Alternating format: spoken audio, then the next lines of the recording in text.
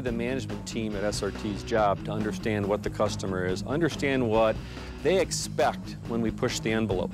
I don't think that you can do justice to the kind of products that SRT builds without understanding what it's like to be in competition, to understand being under the gun, under the timeline, and knowing that there's no reason to be there other than to win.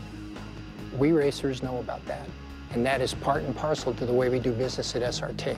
Our group tends to be more of a hands-on type of group. I work on my own race cars, I work on my own family cars. Most, if not all, of the SRT vehicles undergo some sort of track development. 70% or more of our team races one thing or another. It's about competition. So the racing spirit is so ingrained in the SRT product that it's invisible, it's transparent. That's just part of our lineage. In racing, you're only as good as your last race, and you're always trying to improve the breed. So it's a never-ending battle, if you will, to try to go fast. My first remembrance, in fact, of Chrysler was a 300C running the beaches down to Daytona before they built the new track down there. And of course, the Hemi engine itself, which spawned a whole generation of high-performance vehicles. The Hemi is an icon. It will always be an icon of the highest magnitude. Oh, 426 Hemi. Hemi, CUDA. The Hemi. The sound of a Hemi, there's just nothing like it. Pop. The young guys and the old guys, guys my age and guys that are young enough to be my son, understand what Hemis are about. They grew up with Hemis, they read about Hemis. There's legends about Hemis and stories about Hemis that could fill books and books and books. I think the Charger and the 300C and names like that have a history, and what they invoke in people is the passion of cars back in the heyday of performance, back in the the late 60s, early 70s. The genesis of the whole idea of what we did with the SRT product started in Southern California. At the time, there was a group of us performance guys working for a fellow named Carroll Shelby.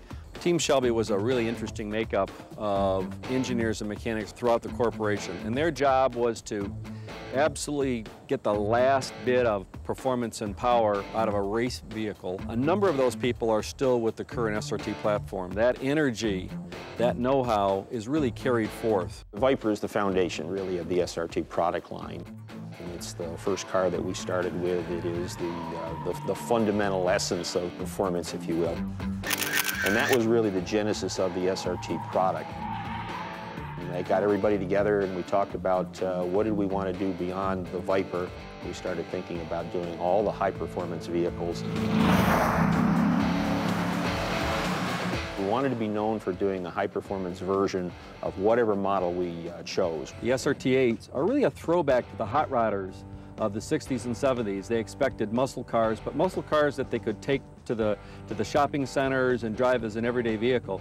Yet when they really wanted to have some street fun, they could push on that accelerator and really have a pressure put in their back, that thrust, that torque coming to play. In the 21st century, not only do you have a car that'll flatten your retinas when you stand on the loud pedal, but it'll take a corner at 1G and it'll stop in 97 feet and make your eyes bleed in the other direction. In the old days, in the 60s and 70s, the acceleration was great, but God forbid if you had to stop the thing or take a turn with it, you were in serious trouble.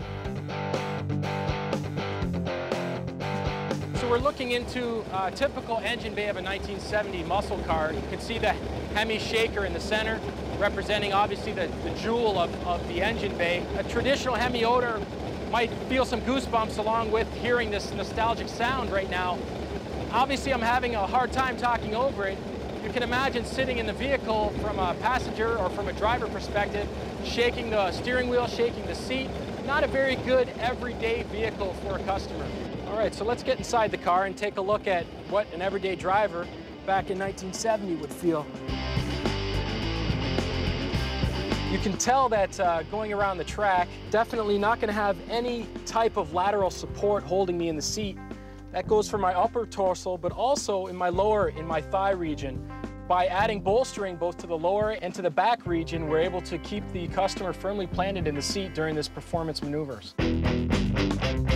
When you buy a modern muscle car or a 21st century muscle car, you buy the entire package. It not only feels great, it looks great, it sounds great, and it goes great. We have 5 areas that we work on for SRT products. We talk about brakes. We want world-class braking that sends benchmarks all over the place like Viper. We talk about exterior styling. It's got to have the right look. It's got to have the right stance, the right aggressiveness, so that when it comes up in the mirror and behind you, you have no doubt in your mind it's an SRT product. We also work on the interior. That's the 3rd piece of the puzzle. We want race-inspired interiors that have great touch points, steering wheel, pedals, gear shift, seats. We want you to know that you're in a race car or a race-inspired kind of a street car. Suspension and handling. The car has to absolutely be the best it can possibly be from a suspension and handling standpoint. You want to be able to take it, ideally, drive it off the street, put it on the racetrack, and have it give a great account of itself.